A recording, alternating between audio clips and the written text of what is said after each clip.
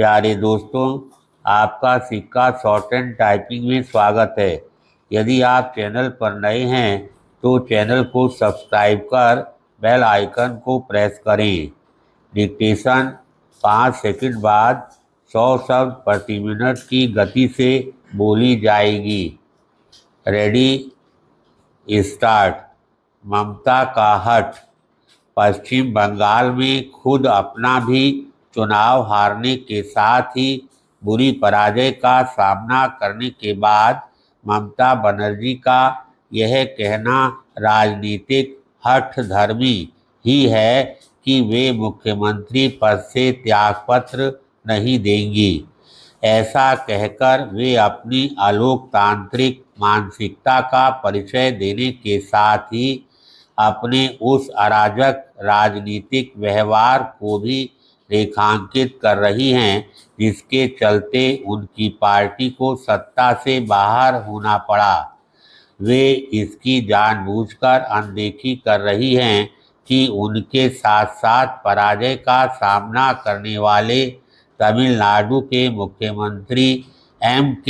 Stalin ने अपनी हार सहजता से स्वीकार कर ली और केरलम के मुख्यमंत्री पिनराई विजयन ने तो ऐसा करने के साथ ही अपने पद से इस्तीफा भी दे दिया। लोकतंत्र में ऐसा ही होना चाहिए, लेकिन ममता बनर्जी एक तरह से बाल हठ ही नहीं दिखा रही हैं बल्कि राजनीतिक अपरिपक्वता का भी परिचय दे रही है। राजनीति का लंबा अनुभव रखने वाली ममता बनर्जी इससे अनभिज्ञ नहीं हो सकती कि यदि वे इस्तीफा नहीं देती तो राज्यपाल उन्हें बर्खास्त कर सकते हैं या फिर राज्य में राष्ट्रपति शासन लागू करने की सिफारिश कर सकते हैं। यदि उनके हठ के कारण इसकी नौबत आई तो इससे उनकी फजीहत ही होगी।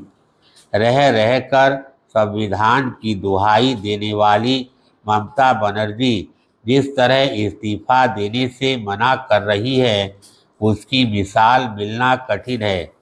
इस्तीफा ना देने की जिद करके ममता बनर्जी अपने समर्थकों को यह संदेश देने की नाकाम कोशिश कर रही हैं कि उनके साथ अन्याय हुआ है, लेकिन इस तरह से वे ना तो लोगों की सहानुभूति अर्जित कर सकती है और ना ही अपने खोए हुए जनाधार को वापस पा सकती हैं।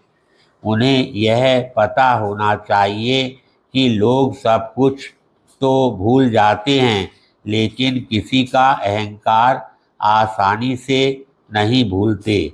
यदि ममता बनर्जी अपनी खोए हुए जनाधार को फिर से पाना चाहती हैं तो उन्हें जनादेश को विनम्रता से स्वीकार करना चाहिए।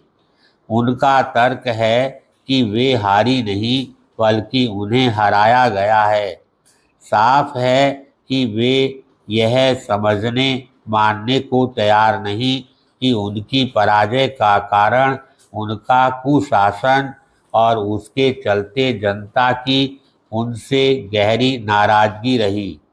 यह बताने की जरूरत नहीं कि तृणमूल कांग्रेस कोई 10-15 सीटों के अंतर से बहुमत से दूर नहीं रही।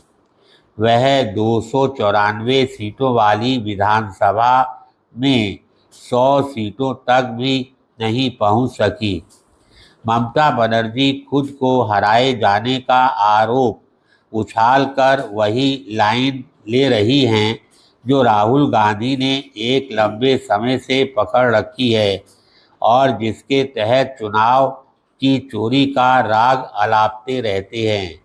गत दिवस उन्होंने यही राग अलापते हुए कहा कि असम और बंगाल में भाजपा ने चुनाव आयोग के समर्थन से चुनाव की चोरी की।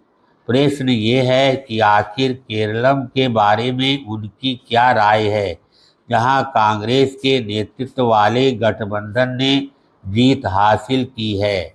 धन्यवाद।